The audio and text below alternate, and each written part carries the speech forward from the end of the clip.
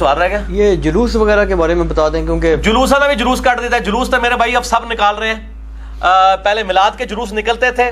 میں تو پہلے جلوس کا نام آتے ہی نا مجھے دیوبندیوں پہ غصہ آتا ہے. یہ حضرت عمر کی شہادت کا جلوس نکالنا شروع کیا یکم محرم کو، حالانکہ یکم محرم ثابت ہی نہیں ہے. سب سے بڑی کتاب جو صحابہ کے جو ہے وہ لکھی گئی ہے اسود الغابہ، اور اس کی جو تفسیر جو لکھی گئی شرح الاصابہ ابن حجر اسقلانی نے لکھی، ابن اسیر کی اس کتاب کی 8000 صحابہ کے پوری بایوگرافی ہے. بتائیں اس میں یہاں یکم محرم لکھا ہوا ہے. تاریخ دمشق میں کوئی عجیب سا ایک قول ملتا ہے، ادروائز سب کے سب لوگ کہتے ہیں کہ ذوالحجہ کے آخری مہینے میں سیدنا عثمان کی بیعت ہو چکی تھی، اور وہ شہادت عمر کے بھی 3-4 دن کے بعد ہوئی تھی. ٹھیک ہے، تو یہ تو انہوں نے واقعہ کربلا کو ڈائلیوٹ کرنے کے لیے ایک پخ چھوڑ دی.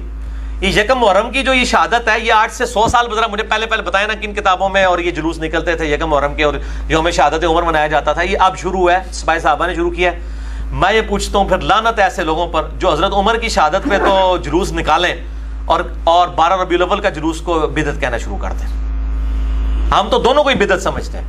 اگر مجھ سے پوچھیں ہم تینوں کو بدعت ہی سمجھتے ہیں. جلسے جلوس ہاں کوئی علمی نشستیں کوئی کرنا چاہتا ہے ضرور کریں، اور جو نہیں کر رہا اس کے اوپر فتویٰ نہ لگائے.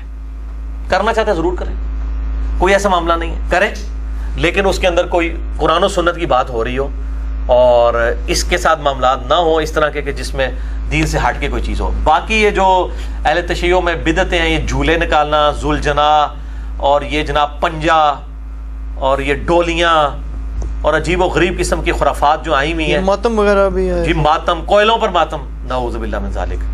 اور وہ کہتے ہیں کہ جی وہ چونکہ وہ گرم صحرا پہ تھے ہم اس کے ساتھ اینالوجی بناتے ہیں، وہ اس لیے کوئلوں دیگر مذاہب والے بھی بیچ مکس ہوئے ہیں نا. ہاں وہ بھی ہندوؤں میں بھی ہیں. شرف الدین موسوی جو بلتستانی ہیں کراچی والے، انہوں نے ان کی تو کتابیں میں نے 2 دیکھی ہیں نا، وہ تو کہتے ہیں سارا مکس ہوا ہے کام. مکس ہوا ہے، اور وہ تو میرے خیال ماتم کو غلط بھی سمجھتے ہیں. شیعہ کی کتابوں میں ماتم کو کنڈیم کیا کہ یہ بالکل ایک زنجیر زنی ہے سب کچھ.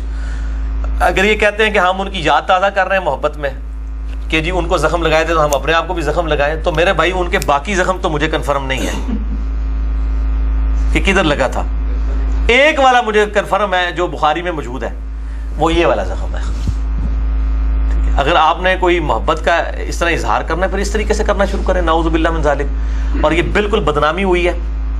اور بلکہ ایک اہل تشیع عالم تھے، انہوں نے ٹی وی پہ میں پروگرام دیکھ رہا تھا، انہوں نے کہا کہ جب یہ گستاخانہ عبارات اور کارٹونوں کے اوپر ہمارے مسلمان اپنی املاک کو نقصان پہنچاتے ہیں، بینکوں کو جلاتے ہیں، گاڑیوں کو جلاتے ہیں، تو غیر مسلم کیا سوچتے ہوں گے کہ یہ مسلمان ہے. تو میں نے اس پہ پھر ورڈک دی تھی مسئلہ نمبر 49 پہ کہ آپ جب 10 محرم کے اوپر اپنے آپ کو چھریاں مار رہے ہوتے ہیں اس وقت غیر مسلم، یہ ٹیبو، وہ تو اس کو ٹیبو کہتے ہیں نا نیشنل جغرافک میں، یہ جو ٹیبو والا کام آپ کر رہے ہوتے ہیں اس وقت مسلمان وہ کیا سوچتے ہوں گے مسلمانوں کے بارے میں.